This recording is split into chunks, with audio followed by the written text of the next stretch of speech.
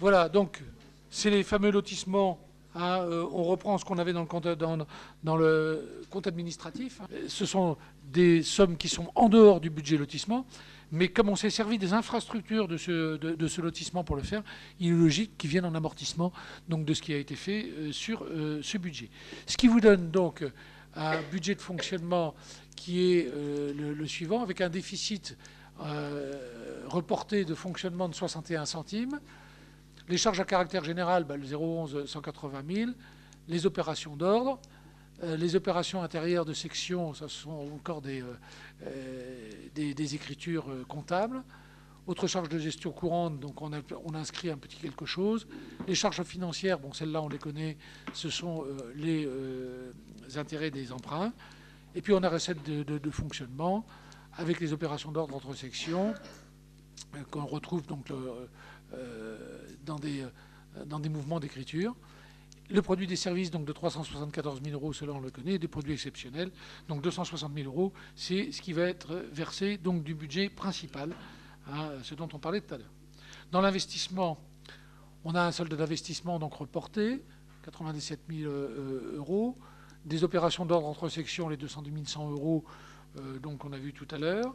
Les remboursements d'emprunts, donc là il s'agit des capitaux des emprunts, et sur les recettes d'investissement, eh bien, c'est les opérations d'ordre entre sections, donc pour un montant de 634 000 euros, et bien entendu, on ne fera pas d'emprunt supplémentaire.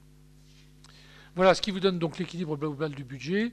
Alors c'est vrai que cette feuille-là sur un budget primitif est beaucoup moins parlant, puisqu'en fait ça reprend les grandes masses. Ce qui peut être intéressant, c'est de regarder un petit peu quels sont les reports, qui sont ici pour la section d'investissement un déficit de 97 962,49 euros, ce qu'on a vu tout à l'heure, et donc qui fait qu'on équilibre le budget en recettes et en dépenses pour 1 506 200,61 euros. Avez-vous des questions ou des remarques? Non? Donc je soumets ce budget à votre vote. Donc pour le budget primitif lotissement, y a-t-il des gens qui sont contre? Qui s'abstiennent? Qui est pour?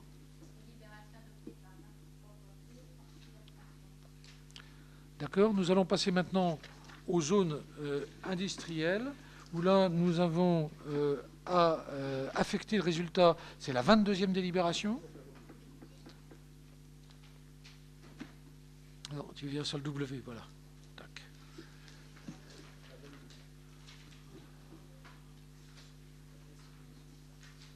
Voilà. Donc, vous vous souvenez des soldes négatifs d'exécution, d'investissement de 17 000 et des poussières, et de la résultat de la section de fonctionnement de 156 000. Il vous est proposé donc d'affecter les résultats de la manière suivante. 138 644,32 euros en fonctionnement et 17 426,81 euros en section d'investissement. Donc je vous rappelle que sur ces zones industrielles, hein, on n'a que Stenico là-dessus. Donc je le soumets à votre vote. Y a-t-il des gens qui sont contre? Qui s'abstiennent? Qui est pour? Bien, je vous remercie. Nous allons passer maintenant au budget primitif, donc zone industrielle. Voilà, en dessous, en bleu. Voilà. Alors, sur ce budget, nous encaissons les loyers de la société Stenico, les charges inscrites sur les suivantes, les remboursements d'emprunt et les taxes foncières. Ce qui nous donne un budget donc très simple, que vous avez ici. On a des charges à caractère général, c'est ce qu'on a vu dans le compte administratif, c'est-à-dire qu'on a quelques dépenses de fluide, etc. Nous avons un virement à la section d'investissement, donc qui est de 167 644 €. Nous avons des opérations d'ordre pour un montant de 15 000 euros. Les autres charges de gestion courante, on a mis 1 000 euros. Les charges financières, on les connaît, elles sont à peu près de 5 000 euros. Les charges exceptionnelles qu'on a inscrites. Et en recette de fonctionnement, on a le résultat reporté de l'année d'avant qu'on vient de voter, et les autres produits de gestion courante, en particulier donc les loyers, qui sont pour un montant de 55 000. En investissement, On avait un solde d'investissement reporté de 17 000 euros pour les dépenses. Les remboursements d'emprunts, là, il s'agit du capital des emprunts pour 18 000 euros. En 21, donc l'immeuble de rapport qui est de 444 000 euros. Et les immobilisations en cours, donc 164 000 euros.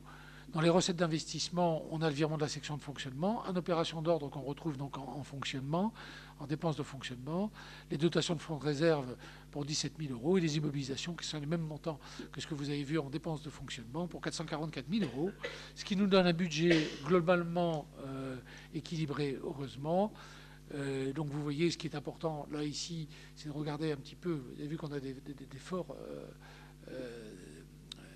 excédents, hein, qui sont donc retrouvés avec un report donc en dépenses d'investissement pour 17 246 euros, ce qui équilibre globalement le budget à 837 715,45 euros. Avez-vous des remarques ou des questions?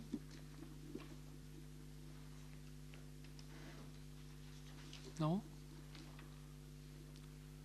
Donc, je soumets ce budget primitif à votre vote. Y a-t-il des gens qui sont contre? Qui s'abstiennent? Qui est pour? Dernier compte, c'est la MSP. Nous allons donc commencer par l'affectation du résultat qui est la... Ah oui, il n'y en a pas, pardon. Ben oui, non, parce qu'il n'y a pas de résultat. Donc, oui, on reporte systématiquement dans ces cas-là les déficits des deux sections. Donc, nous allons passer donc, sur le budget primitif. On revient sur le PowerPoint. Sur le PowerPoint. Voilà. Donc, le budget MSP s'équilibre à hauteur de 77 600 euros en fonctionnement et 584 229,05 euros en investissement. L'année 2014...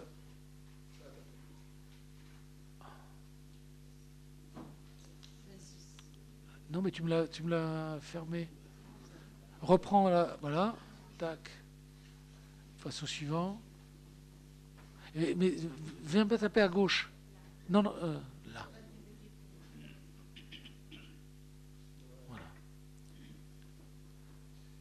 Donc les équilibres. L'année 2014 est la première année complète de fonctionnement de la MSP.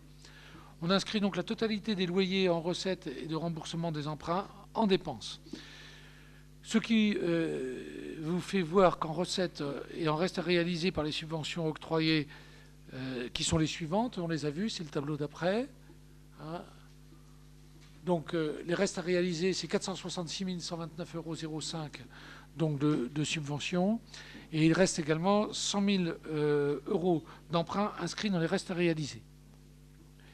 Ce qui nous donne en fonctionnement le déficit intérieur reporté en totalité, les charges à caractère général, donc celles-là on les connaît plus précisément maintenant, 27 180. Il y a des opérations d'ordre, il y a des charges financières, intérêt des emprunts 26 000 euros, autres charges exceptionnelles 4 000 euros. Donc on a des recettes de fonctionnement pour 77 600 euros. Nous avons ensuite, dans les dépenses de fonctionnement, dans les recettes de fonctionnement, on a autres attributions et participations pour un montant de 4 000 euros. 56 000 euros, on a là-dedans les loyers en particulier, et des produits exceptionnels pour un montant de 17 600 euros. Si on regarde maintenant au niveau de l'investissement, on a un solde d'exécution donc négatif, bien entendu, qui se retrouve dans les dépenses. On a des opérations matrimoniales, on en a inscrit pour 2 000 euros. On a des remboursements emprunts, 23 000 euros, mais on a sur les immobilisations corporelles moins 25 000, mais un reste à réaliser donc de 43 000, ce qui va nous donner globalement 18 000 euros d'immobilisation corporelle. Les immobilisations en cours qui, elles, sont pour un montant donc de 46 462,12 €. En recettes d'investissement, on a les opérations patrimoniales qu'on retrouve bien sûr en équilibre avec les dépenses d'investissement. On a des opérations d'ordre, 16 100, qui se retrouvent aussi dans les écritures, donc on a passé jusqu'à maintenant. Subvention d'équipement, donc c'est celle qu'on vient de voir tout à l'heure, 466 000 euros, 129,05 €, et les restes à réaliser en emprunt, donc 200 000 euros, qui vous donne donc l'équilibre des dépenses d'investissement tel que apparaît donc sur cette dernière feuille, hein, où on a en section donc, de fonctionnement un équilibre de fonctionnement de dépenses et recettes à 17 600. Nous avons ensuite dans l'investissement 18 100 euros en recettes et 25 463,67 euros en dépenses. Et nous avons donc les reportés que l'on a vus tout à l'heure pour 566 000 euros donc, sur les dépenses d'investissement et 64 000 euros pour les recettes d'investissement, ce qui nous fait donc en consolidé un total du budget équilibré à 661 829,05 €. Des remarques ou des questions, Monsieur Loulot? Oui, même si on pense qu'il faut une année complète pour voir exactement le budget s'équilibrer, on a trouvé sur l'équilibre du budget des pénalités pour le compte 77 produits exceptionnels de 17 600 euros. C'est des pénalités de... Alors, en fait, retard, non, pas du tout. Les pénalités telles qu'elles sont, ça doit être le montant de... Ouais, c'est Pérodo. C'est en fait, si vous voulez, c'est une entreprise qui nous paye.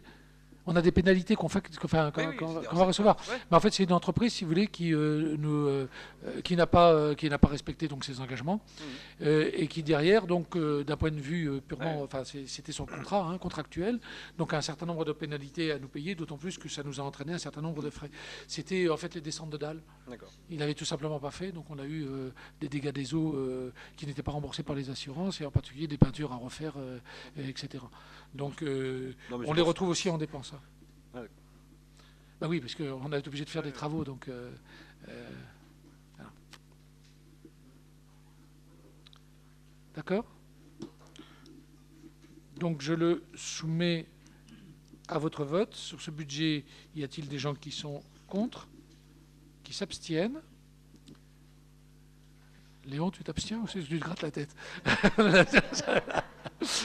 Donc qui est pour?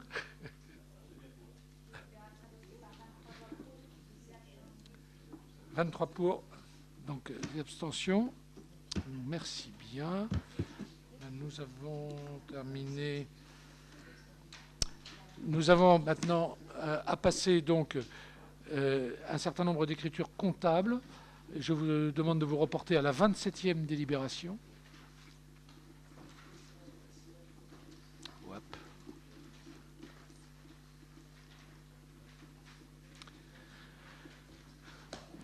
Alors, ce sont les admissions en non-valeur. Je vous rappelle que, bien sûr, par souci de discrétion, les montants que vous avez ici sont des montants qui sont dus par personne, mais que l'on tait les noms des personnes, bien entendu, mais que les élus peuvent voir, mais bon, par discrétion, c'est pas la peine de clouer les gens au pilori quand ils ont des difficultés. Donc, on a un certain nombre de non-valeurs, c'est-à-dire que lorsqu'on arrive aux non-valeurs, ça veut dire que le payeur, le trésorier, n'a pas pu, Madame le trésorier, donc le percepteur, n'a pas pu récupérer donc, les montants sur lesquels on se doit de tout simplement dire qu'on va les retirer de notre budget. Et ça fait partie donc, des lignes tout à l'heure que l'on a vues dans certaines dépenses exceptionnelles. Donc, vous voyez, donc garderie et cantine, on a au long des années donc un certain nombre de lignes qui représentent 5, 7, 10, 4, 10, 11, 12, à peu près 1200, 1300 euros, un peu plus de 1300 euros, donc étalé sur 4 ans, pardon. Nous avons un droit de place qui ne nous a pas été payé de 149,93 €. Là, il y a eu une faillite et un loyer de 123,15 €. Ce qui fait un total donc, de 1533,83 €. Donc, je vous demande d'accepter en irrecouvrable et en non-valeur et qui m'autorisait donc à signer les documents relatifs à ce dossier. De toute façon, je crois qu'on n'a pas le choix. Voilà. Des questions, des remarques? Non, je le soumets à votre vote. Y a-t-il des gens qui sont contre? Qui s'abstiennent? Qui est pour? À l'unanimité, je vous remercie. 28e délibération admission en non-valeur et produits irrecouvrables, là, il s'agit des taxes d'urbanisme. Donc des gens qui n'ont pas payé leur taxe d'urbanisme, il y en a pour 559 €, étalé donc en 2009, et il y en avait même en 2007. Et que le trésorier a été tenace sur ce rapport. Donc même chose, je vous demande de les accepter comme produits irrecouvrables et en non-valeur, et de m'autoriser à signer les documents relatifs à ces dossiers. Questions, remarques, contre, abstention, pour. Voilà, alors 29e délibération en répartition de la taxe communale sur la consommation finale d'électricité. Hein, on le prend tous les ans. Hein, donc en fait, si vous voulez, sur la taxe d'électricité, quand on la touche, on en reverse 25% pour le CIDEV et on en 75% pour la commune. C'est là-dessus que je râlais tout à l'heure, puisque je disais, il y a en ce moment un texte qui est au Sénat, et où il y a une proposition qui est faite pour qu'il y ait un reversement de 50% pour les syndicats d'électrification, donc 50% pour la commune, donc une perte à gagner pour les communes, permettant à l'État de diminuer ses subventions auprès des 10 syndicats. Donc indirectement, c'est encore les collectivités qui vont payer le désengagement de l'État. Donc, pour cette année, on va quand même demander à... ne donner que 25% pour le CIDEV, puisque la loi nous l'autorise encore. Si vous en êtes d'accord, et si vous n'avez pas de commentaires à faire, non, donc je le soumets à votre vote. Y a-t-il des gens qui sont contre, qui s'abstiennent, qui est pour? À l'unanimité. Et nous allons passer maintenant sur de l'habitat avec les subventions pour la restauration des façades. Et je vais reposer ma voix pour laisser s'exprimer la voix suave de Madame Simonet. Merci, Monsieur le maire. Vu le Code général des collectivités territoriales, vu la délibération du 30 octobre 2006 accordant une aide pour la restauration des façades situées à l'intérieur du périmètre de la zone PPA-UP, vu le certificat de conformité des travaux établis par Madame Niguez, architecte chargée de l'instruction de ces dossiers, après avoir entendu l'exposé de son rapporteur, le conseil municipal, après en avoir délibéré, accorde les subventions suivantes. Donc à Madame Françoise de Sainte-Foy, 44 rue Émile Bossire, 423,30 €, et à Madame Marthe Armal, 66 rue Victor Hugo, 748,18 €. Il dit que les crédits sont inscrits sur le compte 20 422 du budget principal. Autorise Monsieur le maire à signer tout document à venir se rapportant à cette affaire.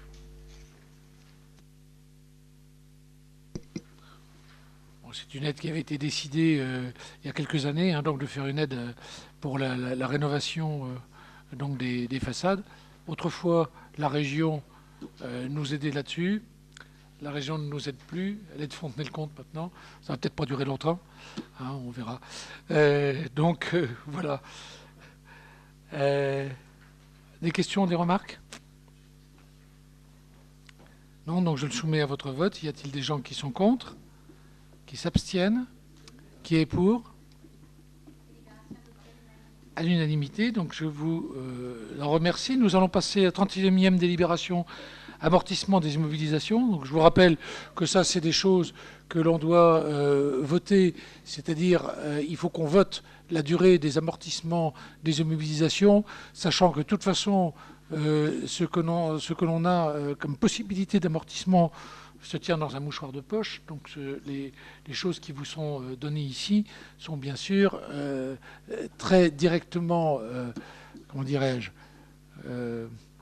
suscitées par les services fiscaux. Donc, est-ce que vous voulez que je lise en détail tous les amortissements? Je vous remercie d'avoir pitié de mon grand âge, surtout de ma longue soirée.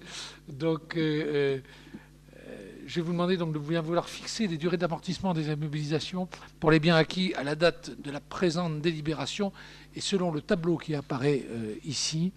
Et je vous demande de décider d'amortir les autres immobilisations incorporelles dès cette année. Y a-t-il des gens qui sont contre? Qui s'abstiennent? Qui est pour? Unanimité, donc je vous en remercie. L'indemnité de conseil allouée au receveur municipal. Vous savez que nous donnons une indemnité au receveur donc municipal et qu'on peut faire varier cette indemnité en fonction d'un pourcentage que l'on va donner. Donc, traditionnellement, on donne 100% de ce taux pendant la durée du mandat. Avez-vous quelque chose à dire là-dessus? Je le soumets à votre vote, donc. Y a-t-il des gens qui sont contre le fait de donner à Madame le Percepteur 100% de la durée de ces indemnités? Non? Il y en a qui s'abstiennent? Donc qui est pour? Je vous remercie. Nous avons un accord d'incitation financière pour l'efficacité énergétique à voir pour la pompe à chaleur du centre de loisirs. La parole est à Monsieur Charpentier. Merci Monsieur le maire. La loi du programme fixant les orientations de la politique énergétique du 13 juillet 2005, modifiée par la loi Grenelle 2 du 12 juillet 2010, a mis en place le dispositif des certificats d'économie d'énergie. Ce dispositif instaure une obligation d'économie d'énergie aux vendeurs d'énergie et de carburant exprimés en kilowattheures cumulés actualisés. Les collectivités ont la possibilité de faire valoir les économies d'énergie réalisées sur leur patrimoine et de valoriser les certificats d'économie d'énergie ainsi obtenus en les cédant à des acteurs obligés. Les travaux réalisés au centre de loisirs pour la mise en place d'une pompe à chaleur entrent dans ce cadre et génèrent un volume de 351 576 kWh CUMAC pour une recette estimée à 1 068,79 €. Vu la convention proposée par la structure Partager la croissance, après avoir entendu l'exposé de son rapporteur, le conseil municipal, après en avoir délibéré, autorise Monsieur le maire à signer la convention avec la structure Partager la croissance. Je pense que tout le monde a lu le document annexe 19.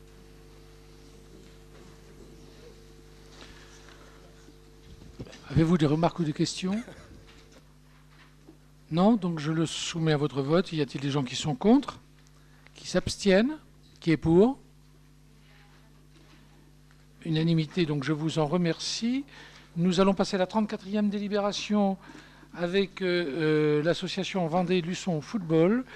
Avenant à numéro 1 à la convention et deuxième acompte de subvention. D'ores et déjà, je vous dis, il y avait une petite erreur de frappe, puisque pendant un moment, sur la délibération accorde, on a oublié de remplacer le basket par le football. Voilà, Monsieur Edouard a la parole. Merci, Monsieur le maire. Vu le Code général des collectivités territoriales, vu la loi du 12 avril 2000, en son article 10 relatif à la conclusion d'une convention avec l'organisme de droit privé, vu le décret 2001-495 fixant ce montant à 23 000 €, vu la délibération en date du 14 janvier 2014 octroyant un premier acompte de subvention pour un montant total de 50 000 € à l'association Vendée-Luçon Football, vu la convention définissant les modalités du soutien de la ville de Luçon à l'association Vendée-Luçon Football, vu l'avenant numéro 1 à cette convention, ayant entendu l'exposé de son rapporteur, le conseil municipal, après en avoir délibéré, accorde un deuxième acompte de subvention à l'association Vendée-Luçon Football d'un montant de 50 000 €, accepte l'avenant numéro 1 à la convention initiale joint en annexe et autorise Monsieur le maire à signer cet avenant, dit que les crédits seront ouverts au budget en cours.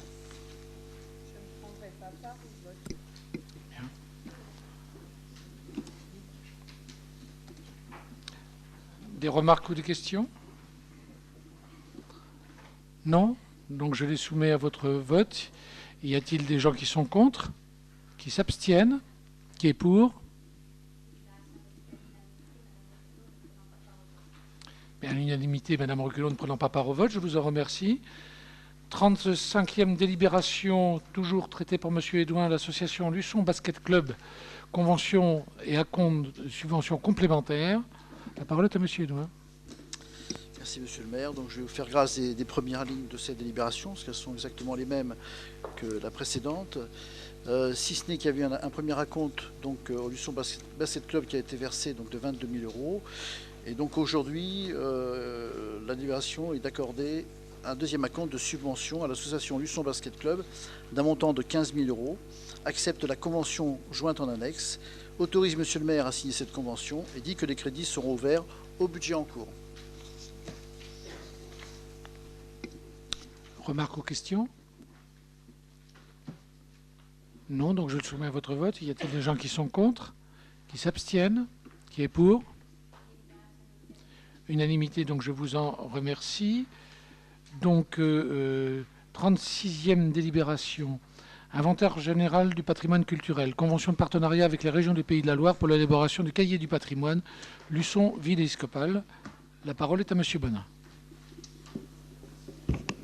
Merci, Monsieur le maire. Vu le Code général des collectivités territoriales, vu la délibération du 28 avril 2009, considérant l'intérêt commun de la commune de Luçon et de la région des Pays de la Loire pour le riche et varié patrimoine architectural et mobilier luçonnais, véritable atout identitaire et culturel de haute importance, considérant le souhait des deux collectivités dans le cadre d'une valorisation de ce patrimoine auprès du public, de publier un ouvrage intitulé Luçon, ville épiscopale, à 2000 exemplaires pour un coût de 25 000 € pour la commune de Luçon, considérant qu'il est nécessaire d'établir une convention de partenariat entre la commune de Luçon et la région des Pays de la Loire, ayant entendu l'exposé de son rapporteur, le conseil municipal, après en avoir délibéré, accepte les termes de la convention de partenariat entre la région des Pays de la Loire et la commune de Luçon pour l'élaboration de Luçon, ville épiscopale, jointe en annexe, et autorise Monsieur le maire ou Madame Fabienne Parpaillon, adjointe au maire, à signer la dite convention.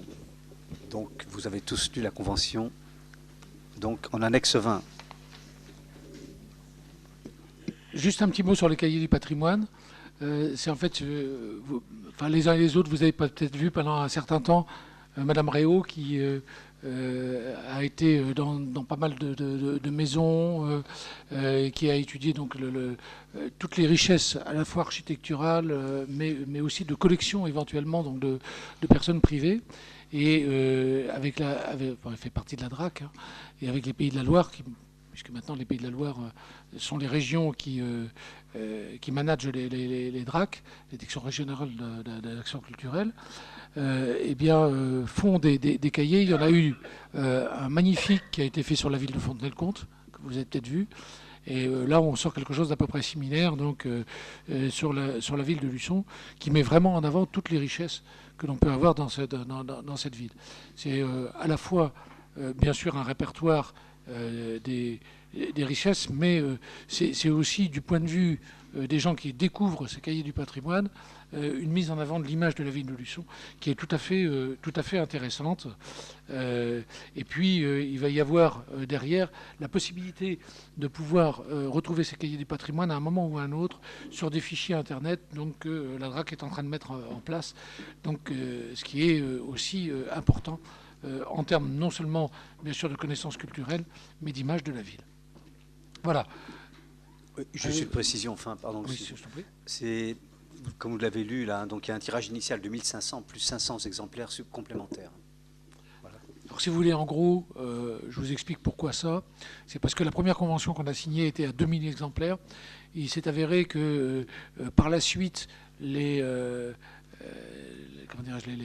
appels d'offres qui ont été faits auprès des éditeurs a fait qu'il les limitait à 1500, mais qu'on avait la possibilité de faire des supplémentaires, hein, des numéros supplémentaires, d'où le fait un tirage initial de 1500 et de 500, en fait, ça sera bien sûr 2000 exemplaires qui seront donnés, mais c'est pour caler avec les appels d'offres de la région. Voilà. Ou les marchés de la région, plus exactement. Remarques ou questions ? Non, donc je vais vous... Pardon, excusez-moi, monsieur Nelot. Non, j'espère que sur les 100 exemplaires gratuits, vous penserez à l'opposition. Je pensais aux jeunes mariés qui... aux jeunes papas, on y pensera aussi. Voilà. Ce qui me permet de vous féliciter au passage. Voilà. Autre remarque ou question ? Donc je le soumets à votre vote. Y a-t-il des gens qui sont contre, qui s'abstiennent, qui est pour? Donc à l'unanimité, donc je vous remercie. Nous allons maintenant passer à la 37e délibération contrat enfance et jeunesse, renouvellement de la convention d'objectifs et le financement avec la caisse d'allocation familiale relais d'assistance maternelle. La parole est à Madame Da Silva. Merci, Monsieur le maire. Vu le Code général des collectivités territoriales, Considérant que le contrat enfance et jeunesse est un contrat d'objectifs et de cofinancement qui contribue au développement de l'accueil destiné aux enfants et aux jeunes jusqu'à 17 ans évolue, le relais assistante maternelle est un lieu de rencontre et d'échange pour les assistantes maternelles, les enfants et les parents. Il a vocation à organiser l'information des parents et des assistantes maternelles. Son activité permet de susciter et de promouvoir la formation et d'améliorer la qualité du service proposé aux familles. Le RAM n'est ni un lieu d'accueil d'enfants, ni un employeur d'assistants maternels. La caisse d'allocation familiale a un double rôle de conseiller et de financeur. Elle délivre l'agrément préalable à l'ouverture du relais et établit, à cette occasion, un contrat fixant les engagements réciproques des gestionnaires du RAM et de la CAF. La CAF anime le réseau départemental des RAM. Cette instance permet aux animatrices d'échanger sur leurs pratiques professionnelles et d'élaborer des projets collectifs. Vu la délibération du 23 novembre 2009 relative à la convention d'objectifs et de financement du contrat enfance et jeunesse, vu la délibération du 27 septembre 2011 délivrant un accord pour l'avenant numéro 1 au contrat d'enfance et jeunesse et portant sur la création du RAM, ayant entendu l'exposé de son rapporteur, le conseil municipal, après en avoir délibéré, approuve le renouvellement du contrat enfance et jeunesse, autorise Monsieur le maire ou Madame Olivia da Silva, conseillère municipale déléguée à la petite enfance, à signer la convention d'objectifs et de financement. La convention est à l'annexe 21. Voilà, donc la continuité de quelque chose qui fonctionne bien, hein, donc à travers cette signature donc, avec la CAF. Avez-vous des questions ou des remarques?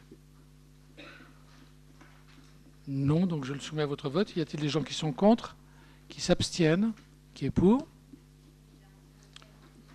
À l'unanimité, donc je vous en remercie. Maintenant, pour nous réveiller, quelques délibérations sur le personnel, avec quelques créations de postes dont va vous parler Madame Simonet. Merci, Monsieur le maire. Donc c'est la délibération habituelle, hein, ce qui fait suite au passage d'examen, enfin aux réussites tout au moins, de concours, aux promotions internes, aux avancements de grade, et dans le respect du ratio qu'on avait fixé à 100% à chaque fois. C'est vrai qu'on n'a pas l'obligation de fixer le ratio à 100%, mais comme on pousse un petit peu les gens à passer les examens, c'est un petit peu idiot enfin, tout au moins, pensons-nous, c'est un petit peu idiot qu'ils aient l'examen et qu'on ne les nomme pas. Bon, voilà. Alors, ayant entendu l'exposé de son rapporteur, le conseil municipal, après en avoir délibéré, crée 2 postes d'éducateurs des activités physiques et sportives, un poste d'adjoint technique principal de première classe, un poste d'adjoint technique principal de deuxième classe, un poste d'adjoint administratif principal de première classe, 2 postes d'adjoint administratif principal de deuxième classe, 3 postes d'adjoint administratif de première classe, un poste d'éducateur des activités physiques et sportives principales de deuxième classe, un poste d'agent de maîtrise. Tous ces postes sont à temps complet, ainsi qu'un poste d'adjoint technique de deuxième classe à temps non complet, 17h30. Autorise Monsieur le maire ou moi-même à signer les arrêtés correspondants et dit que les crédits nécessaires sont affectés au chapitre 012. Bon, le tableau des effectifs n'est pas joint, vous l'aurez certainement lors de la prochaine délibération. Des remarques ou des questions? Oui, monsieur. Non, c'est juste pour savoir, ce sont de nouveaux postes ou... Non, c'est les réussites au concours. Ouais. Vous fermez les autres postes derrière? Oui, d'accord. Oui, non, mais c'est pour ça. Oui, non, sinon on ferait exploser le 012, donc...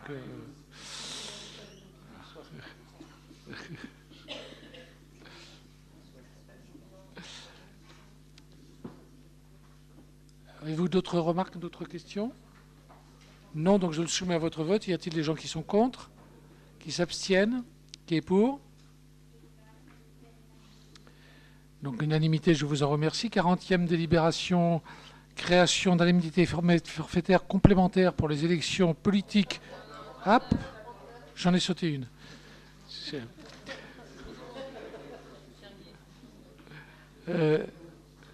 Création d'un poste en contrat unique d'insertion, contrat d'accompagnement dans l'emploi CUI, CAE.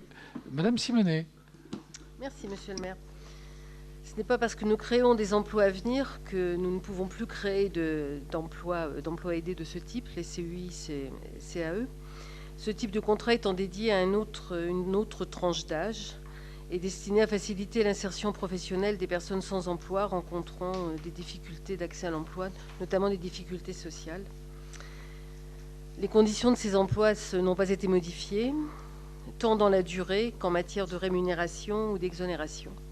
Ayant entendu l'exposé de son rapporteur, le conseil municipal, après en avoir délibéré, crée un poste dans le cadre du dispositif CUI-CAE pour une période de 6 mois renouvelable dans la limite de 24 mois, avec un temps de travail de 20 heures hebdomadaires et une rémunération calculée sur la base du SMIC, et autorise Monsieur le maire ou moi-même à signer la convention préalable avec le Pôle emploi ainsi que le contrat correspondant, dit que les crédits nécessaires seront affectés au 012. Et c'est un poste qui, pour les espaces verts dans le cadre de la brigade de propreté.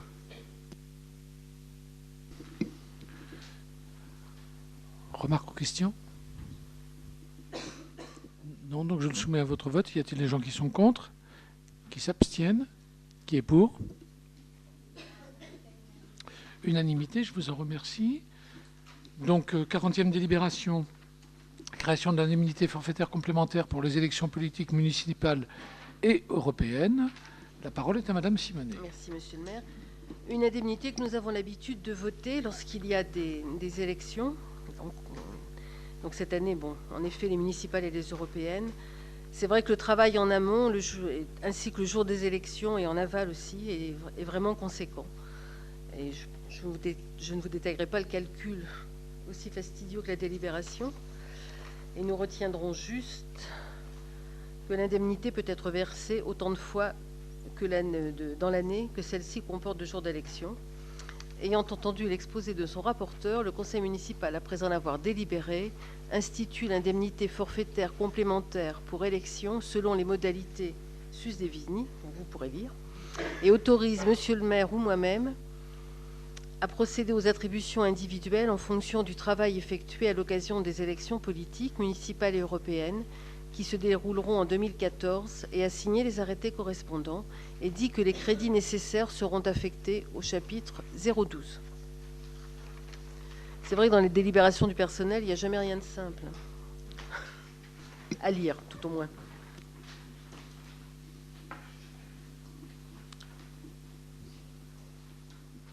Bien, avez-vous des remarques ou des questions? Donc je le soumets à votre vote. Y a-t-il des gens qui sont contre? Qui s'abstiennent? Qui est pour? À l'unanimité, je vous en remercie. 41e délibération, création de 3 postes dans le cadre des dispositifs en emploi d'avenir. La parole est à Madame Simonet. Merci, Monsieur le maire. Donc la brigade de propreté doit se composer de 4 personnes, c'est ce que nous avions prévu. Donc voilà les 3 suivants, puisque nous avons déjà voté pour l'autre contrat. Donc là, c'est un contrat habituel, comme nous l'avons fait récemment, dans le cadre des emplois à venir. Donc même comme d'habitude, un tuteur identifié doit être désigné au sein du personnel pour accompagner le jeune. C'est pour des jeunes de moins de 26 ans, avec un niveau d'études maximum du bac. L'aide à l'insertion professionnelle versée par l'État est fixée à 75% du taux horaire brut du SMIC. Cette aide s'accompagne d'exonérations de charges patronales et sécurité sociale. Ayant entendu l'exposé de son rapporteur, le conseil municipal, après en avoir délibéré, crée 3 emplois d'avenir à temps complet pour intégrer le service des espaces verts, pour acquérir des qualifications en rapport avec des fonctions exercées. Ces contrats à durée déterminée seront conclus pour une période de 3 ans maximum, renouvellement inclus, et autorise Monsieur le maire ou moi-même à signer les contrats, documents et pièces relatives à ces recrutements, inscrits au budget les crédits correspondants. Des questions? Des remarques, Monsieur Nolot? Nous sommes rendus à combien d'emplois là? À emploi jeune, exactement, on est à... Non, d'avenir. 13, 14 13 13, oui. Ça va faire 17, oui. 17. 17, oui, peut-être. 17, oui.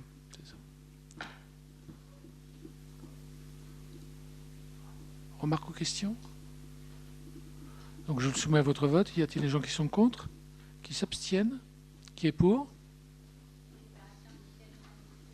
Unanimité, je vous en remercie. 42e délibération, vente de 2000 m² à M. Moreau, responsable de la SARL MBTP et ou toute personne morale dont M. Moreau est gérant et actionnaire majoritaire. La parole est à M. Bonin.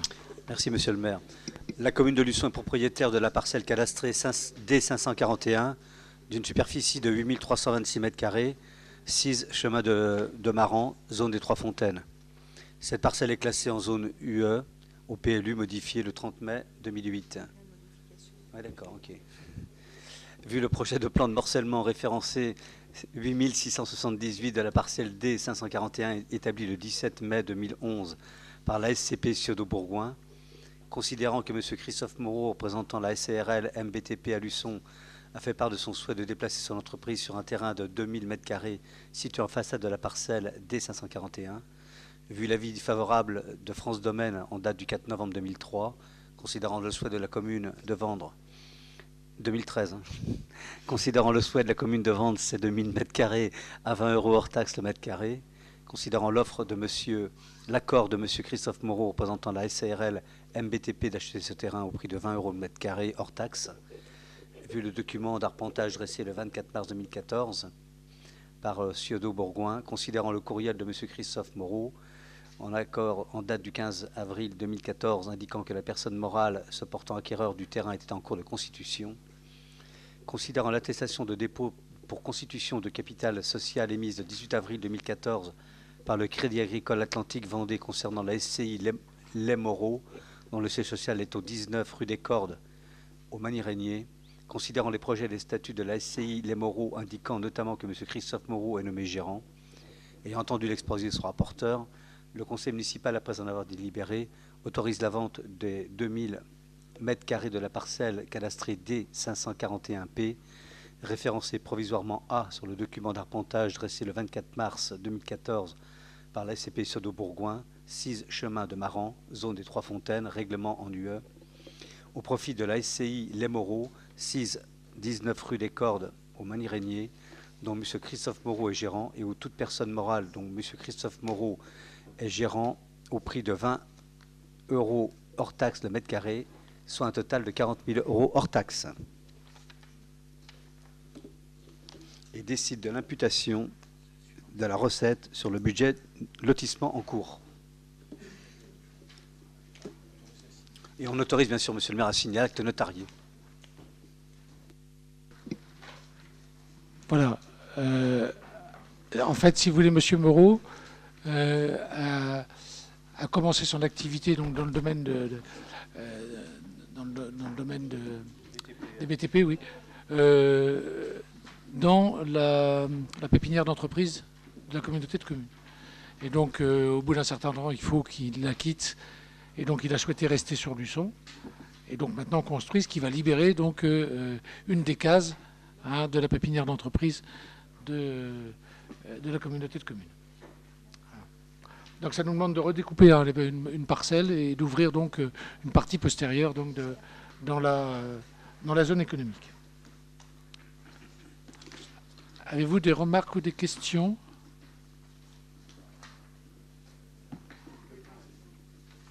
Oui, non? C'est les terrains qui se trouvent en face du fitness. Oui. Voilà, à côté de Madame Parpaillon. Chez Parpaillon, là, vous les avez. Voilà. Non, je voulais éclaircir un truc. Monsieur Christophe Moreau, c'est quand même pas la personne qui est salariée à la Vallée du Lait. Hein, qui quoi? Qui y était. Ah, il y est plus. Qui est quoi, pardon? Il est... Il peut être gérant quand même. C'est pour ses fils, oui. Oui, pardon, c'est ses fils, oui.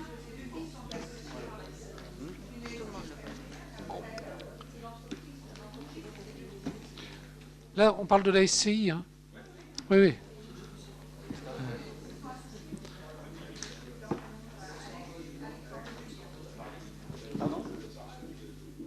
Ah non, c'est tout à fait légal. Mais il fait une SCI pour construire tout simplement l'atelier de ses enfants. Bon, il n'y a rien de... C'est bien, et ça crée une entreprise supplémentaire sur Luçon. C'est pour ça que le montage est bien précisé d'ailleurs. La SCI, oui, c'est ça. C'est pour ça qu'elle a été complétée, la délibération. Non, ce qu'il y a, c'est qu'on a eu les renseignements en dernière minute. C'est la raison pour laquelle, d'ailleurs, vous trouvez une délibération qui est une délibération économique sous la rubrique personnelle. En fait, c'est parce que sinon, il fallait renuméroter toutes les délibérations. Donc, on s'est permis cette petite entorse. Et je vous prie de bien vouloir m'en excuser. Ceci dit, ça ne nous empêche pas de la voter. Y a-t-il des gens qui sont contre, qui s'abstiennent, qui est pour ?